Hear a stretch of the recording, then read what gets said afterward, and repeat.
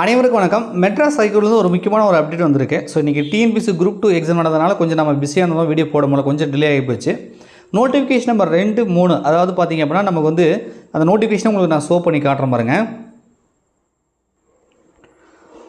So நமக்கு வந்து ஜனவரி மாதம் நோட்டிஃபிகேஷன் கொடுத்தாங்க. 15/1/2024 வந்து நமக்கு வந்து நோட்டிஃபிகேஷன் கொடுத்தாங்க. ஸோ அதுக்கப்புறம் மே மாதம் 5ஆம் தேதி வாக்கில் சாட்டர்டே சண்டே வாக்கில் பார்த்தீங்கன்னா எக்ஸாம் நடந்தது, ரைட்டா? இப்போ ரீசெண்டாக கூட உங்களுக்கு வந்து மார்க் வந்து பப்ளிஷ் பண்ணியிருந்தாங்க, கண்டிப்பாக உங்களுக்கு தெரிஞ்சிருக்குன்னு நினைக்கிறேன்.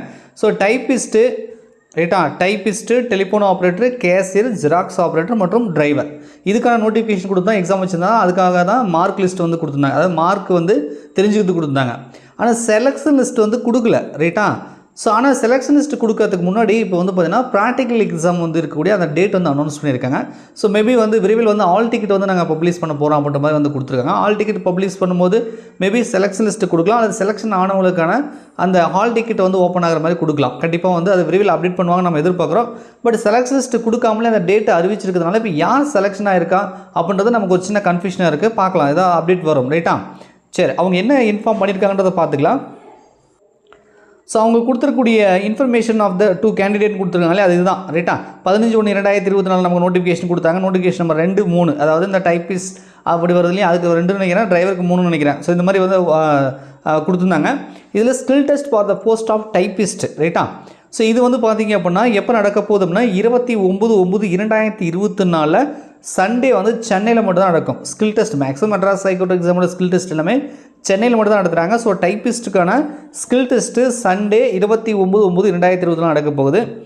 டிரைவருக்கான ஸ்கில் டெஸ்ட்டு பார்த்திங்க அப்படின்னா ப்ராக்டிக்கல் டெஸ்ட்டு டிரைவருக்கு வந்து 30/9/2024 மண்டே, அதுக்கப்புறம் 1/10/2024 வந்து டியூஸ்டே, அதுக்கப்புறம் 3/10/2024 தேர்ஸ்டே, அதுவும் சென்னையில் மட்டும்தான் நடக்க போகுது. ஸோ டிரைவருக்கும் டைப்பிஸ்ட்டுக்கும் ஸ்கில் டெஸ்ட்டும் ப்ராக்டிக்கல் டெஸ்ட்டும் இருக்குது. ஸோ அவங்களுக்கு வந்து எப்போ அப்படின்ற டேட் மட்டும் அனௌன்ஸ் பண்ணியிருக்காங்க, ரைட்டா?